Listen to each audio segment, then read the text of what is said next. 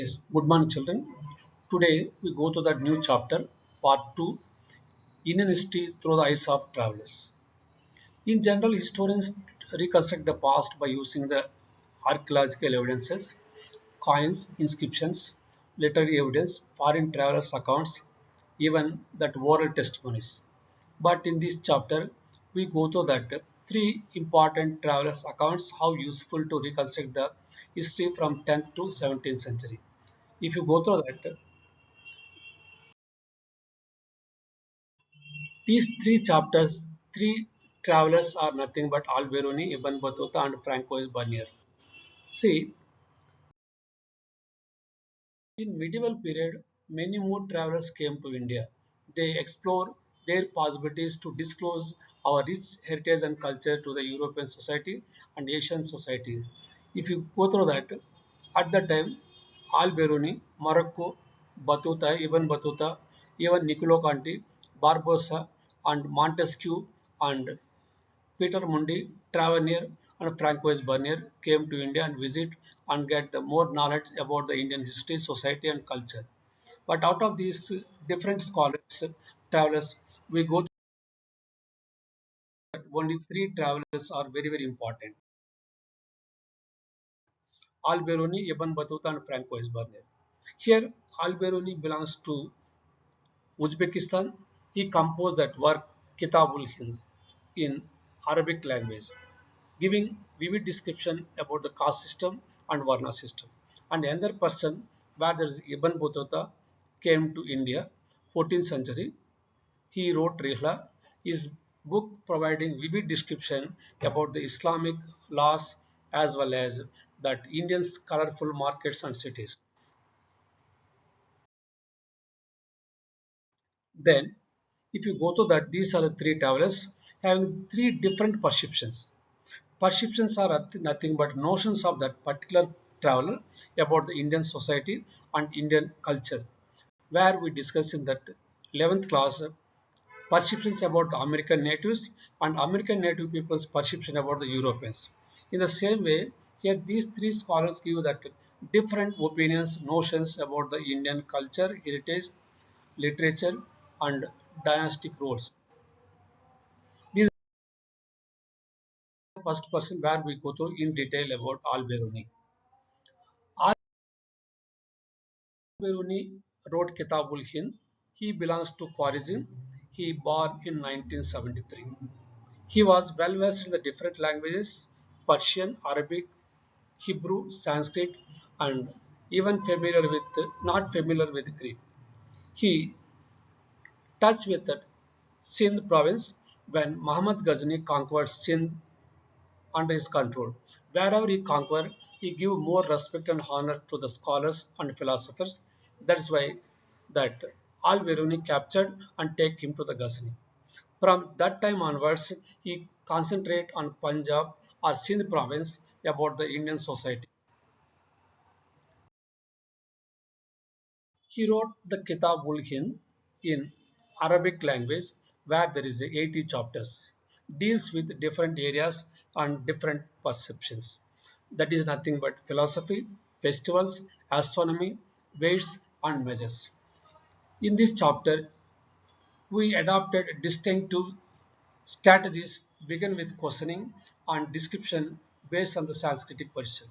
That means each and every traveler adopt that different techniques to approach to know about Indian society and culture. He adopted distinctive strategy, begin with question and giving the answer. See, making a sense of aligned world, Al-Biruni under Sanskritic tradition. Here, many more barriers are faced by the travelers. That means to understand about the caste system, religion, political structure, agriculture, towns, markets. That out of many more barriers, that Al-Biruni faced three problems, three barriers. That is nothing but language issue because he is not well versed in the Sanskrit language. And another one is religious beliefs and practices are totally different compared with Vedic text. Implementation and text are not coincided. and even the self-absorption and consequent insularity of the local population give that vivid idea by Al-Biruni. See, Al-Biruni description of the caste system. He always compare with the Persian society about the Indian society. Persian society where there is a different categories are there. They are nothing but knights, princes, monks, fire priests, lawyers, physicians, astronomers, and finally peasants and artisans. Here by occupation there are different categories in society. But in Indian society, Varna system, caste system denied, disapproved by that Al-Biruni because it was a notion of pollution. If there is no sun, there is no air. Cleanse the air. If there is no salt, that water will be polluted. In this way, life on the earth would be possible without sun cleanses the air and pollute salt purified that seawater. In this way, the conception of the social pollution instilled by the caste system was according to him that totally contrast or different compared with the law of nature. Then another important person, traveler, Ibn Battuta. Ibn Battuta was a world trotter. If you see one example, Ibn Battuta traveled 75,000 miles for about 29 years and visited different countries and interacted with the different rulers. See, Ibn Battuta is a world trotter. He wrote that Rihla, that Arabic language, that book giving the vivid description. He belongs to Moroccan traveler. He born in Tangier and he belongs to most respected educated family and believe in that Islamic religious law or Sharia.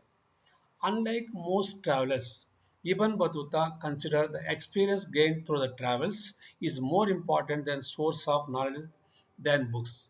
Simply borrowing the books and translating is not justificable.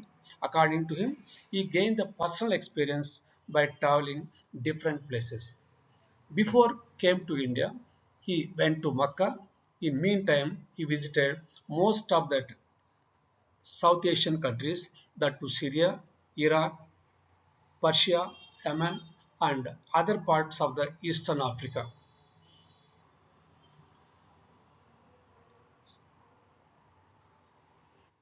Say, he reached Sindh province.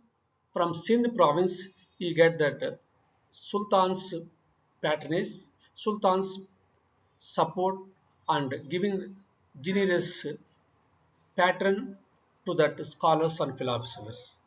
Then, in Sindh province, he purchased 100 slaves and donated to that Muhammad bin Tughlaq. That Sultan Muhammad bin Tughlaq was very much happy by receiving that Ibn Battuta by providing 100 slaves. For this, that Ibn Battuta appointed that Muhammad bin Tughlaq appointed Ibn Battuta as a chief qazi. But in meantime, he was misunderstanding about that Ibn Battuta. Then he was sent out from that palace and put in the prison. Later, he realized and restored his position in the imperial service. After some time, that Ibn Battuta sent to envy to the Mughal emperor. Before moving to the China, he visited number of countries, even Malabar coast. His strategy was very peculiar and very special. How? He give the excitement to the unknown familiar things. He project two plant products, that palm and coconut, totally unfamiliar with the audience, especially Europeans. Ibn Battuta give the perfect clear picture about that Indian societies, Indian cities and towns. According to him, that towns are mostly crowded, bright, colorful markets. Whoever came to Delhi, according to their skill and talent, they get the job. Even he described Delhi as one of the vast and largest city in India. And similarly, Daulatabad also not less than Delhi. He quoted that bazaars were places of economic transactions, even hub of that social cultural activities. Most bazaars having mosque and temple, some of them places for pilgrimage, public performances like dance, musicians and singers. Further, he says that certain variety of muslin or chintas or bandana calico purchased by the nobles that to rich community. See, apart from towns and colorful markets, he give that further one more best achievement by the sultans, that is nothing but a unique system of communication. Almost all trade routes are well supplied with inns and guest houses. Ibn Battuta was amazing the efficiency of the postal system. That Indian postal system at that time are two types. One is Ullu, that means horse post, and another one was Dawa, foot post. This system enabled the merchants send information, remit the credit on long distance, and dispatch the goods required in a short tenure or short notice. Then we go to that. Then in the travel, see that the travels in that Mughal India by Bernier and Degenerate East. Why this title Degenerate East? Because he is always compare and contrast Indian society with the European society. Europeans are trusted, superior, and Eastern countries are inferior. He go through that where provide detailed description, his observations and critical insights to that Indian society. His major work related to that question of land ownership. According to him, that farmers having no land ownership rights. If there is no land ownership rights, they don't want to invest more money for increasing the agriculture or increasing the production. And that circumstance, it may lead to the destruction of that agriculture. When the crown ownership of land was harmful for both state and people, he thought that Mughal emperor owned all land and distributed among the nobles. He argued that lands under that nobles could not be passed to the children. According to him, that farmers are farmers are peasants. If there is no chance to transfer, under that circumstance, these are the questions arise. Fundamental difference is nothing but lack of private property among Indians compared with Europe. According to him, in European society, where there is a land ownership rights, compared with in India, film believe in the witness of the private property. Crown ownership harmful to society. This perception not unique to Bernier. The land could not be inherited because crown ownership led to the averse long-term investments. See,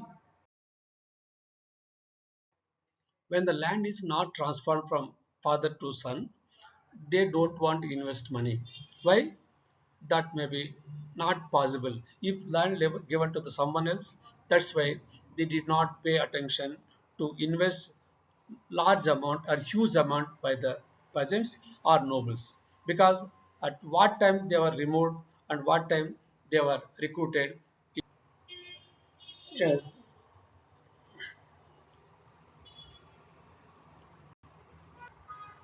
yes. According to Bernier, there is no middle class because of absence of private land ownership. If we go to that, Francois Bernier comments having more complex reality. Whatever he quoted, that will be totally different in another version. If you observe that two quotes given in the textbook version, according to the Bernier, the Mughal emperor was the king of beggars and barbarians because its cities and towns were ruined and contaminated with the ill air, and its agriculture fields, that means rural areas, are covered with bushes and full of pesticide marshes.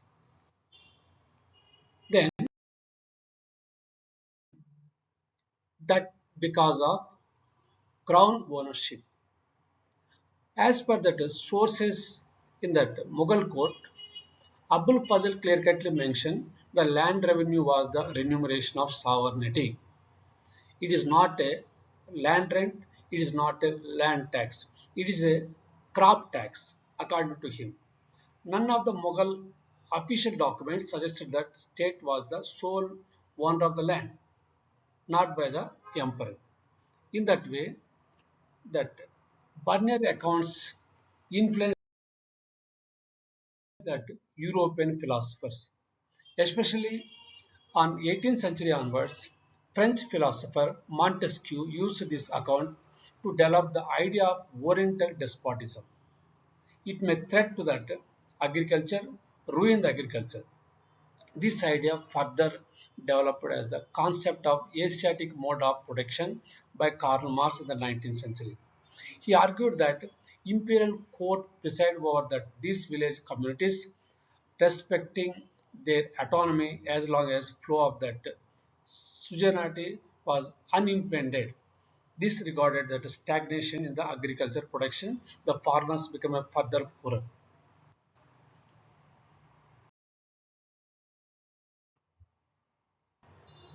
Yes, we saw that Burners' opinion about the land ownership right destroyed that rural society and lands were covered with pest and pestilences. In similar way, cities were commented by Francois Bernier. Kings are Mughal emperors are kings of beggars and barbarians.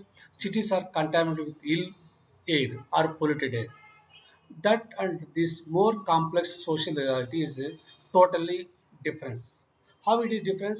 He quoted sometimes that world precious metals flow into India because our manufacturers were exported to exchange with the gold and silver only.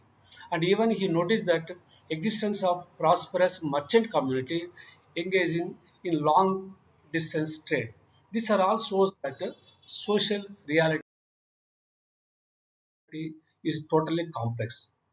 And even that Francois Bernier eyewitnessed Sati system.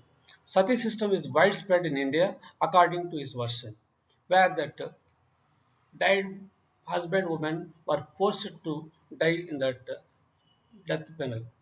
According to that Barnier, those who are young widow is not willing to die along with husband. She were forced by that four elder women. That is totally wrong according to that Francois Barnier. Apart from this, Francois Barnier, Al-Biruni and Ibn Battuta express something about the slaves. Slaves are used for different purposes during 10th to 17th century according to the Francois Barnier and Ibn Battuta as well as Iltutmish. See, slaves were used especially for sultans. They were expert in dance and music. Even they employed as spies to keep watch on the nobles. Even they found their services indispensable for carrying men and women on dolas. And the price of the slaves, especially women for domestic labor, were very low and affordable by most families.